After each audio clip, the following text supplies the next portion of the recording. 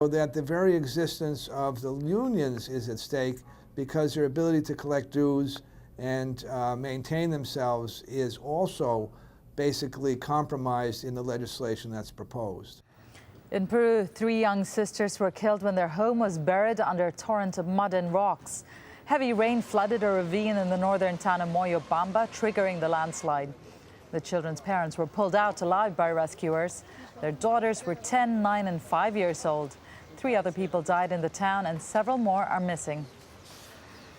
Victims of last weekend's mudslides in the Bolivian capital La Paz are receiving aid in makeshift accommodation.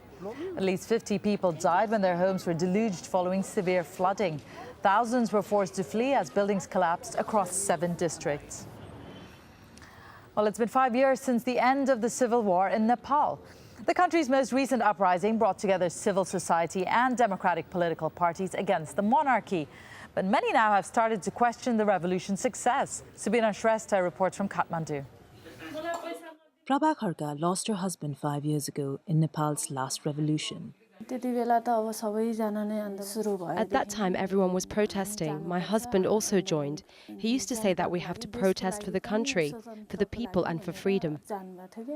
Pradyumna Kharka was shot dead by security forces on the 20th of April 2006. He's remembered as a martyr. After 10 years of civil war with Maoist rebels and governed by an unpopular autocratic monarch, people were angry. Opposition leaders promised to bring peace and address the country's problems. The state retaliated with violence. This was the intersection where Pradyumna was shot. Back in 2006, there were hundreds of thousands of people on this ring road surrounding the capital. After 19 days of protest, they managed to topple the royal government. It was a time of great optimism. But 5 years and 4 prime ministers on, people have started to question the success of the movement. Prabha is greatly disappointed. So many people were sacrificed, so many people were wounded, and now all that the leaders want is political power. When I think back on it, my heart becomes so heavy. After the People's Movement, the monarchy was abolished. This used to be the royal palace. Now it's the foreign ministry. These people are queuing for passports. Almost 1,000 people leave the country every day in search of a better future. Suresh Chowdhury has come to Kathmandu from the countryside to get his documents. There is no possibility of getting employment in this country. We've got democracy, but so what? Service is poor. Like so much else in Nepal, it can be a frustrating experience. At the time of a movement, there's always this euphoria and a sense that you can do anything. But I think almost what's more important is who organizes the reality that comes after the movement. The political parties and the Maoists who have been in charge of restructuring Nepal have not done a very sincere job. 5 years on, the optimism has given way to disillusionment.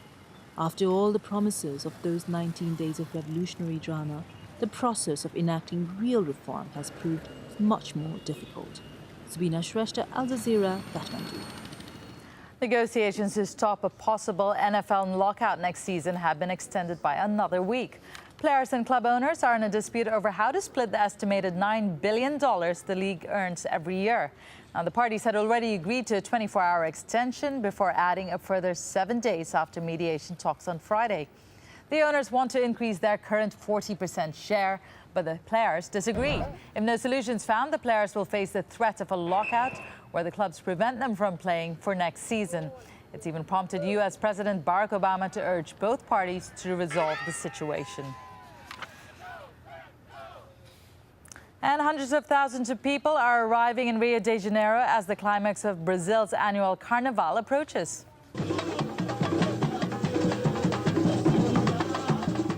Celebrations are already underway. The keys to the city were handed over to the Carnival's symbolic head, King Momo.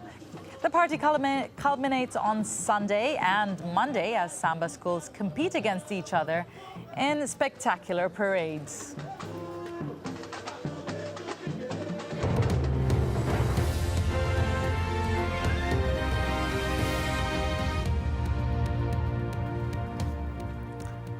This is Al Jazeera, and these are the stories making the headlines.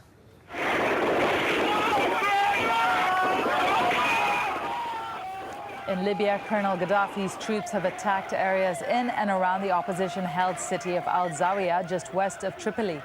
Reports say at least 30 people have died, but the area remains under rebel control. To the east, in opposition-held Benghazi, there was an explosion at an arms dump. At least a dozen people were killed. This is the city where the uprising against the Gaddafi regime began more than 2 weeks ago. And in the capital, tear gas and rubber bullets were used to break up an anti-Gaddafi protest after Friday prayers. But later, pro-Gaddafi supporters held a rally there. Several people have been injured after protesters clashed with the police in Egypt's second biggest city. The demonstrators gathered outside the state security building in Alexandria. Some of them later stormed the offices, claiming the police were trying to get rid of identification documents. The U.S. Secretary of State Hillary Clinton has condemned the killing of at least 6 female protesters in Côte d'Ivoire.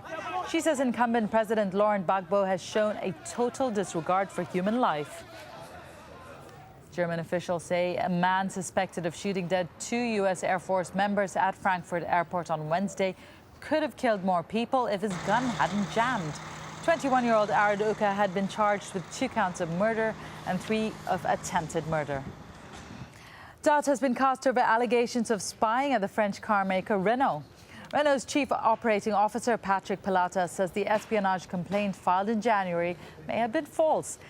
It's thought the company could have been the victim of internal manipulation. 3 executives sacked after the story emerged have been offered back their jobs. And China says it will take steps to clamp down on inflation and raise income levels. Delivering the equivalent of the State of the Union address, Chinese Premier Wen Jiabao promised to tackle widespread inequality over the next 5 years. Real Madrid's manager Jose Mourinho is reported to have escaped a knife attack. The former Chelsea boss and self-styled Special One was attacked by a man armed with a blade as he signed autographs in a Spanish airport. Well, those are the headlines. The news continues here in Al Jazeera with 101 East. Stay with us.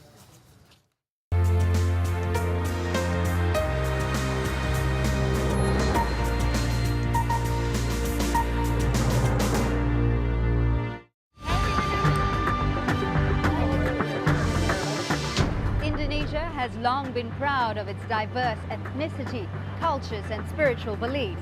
But recent attacks against minority groups like the Ahmadiyya sect and on Christian churches have many claiming that religious intolerance is on the rise here. I'm Fawzia Ibrahim. On this edition of 101 East, we ask just what does religious freedom mean in multicultural Indonesia?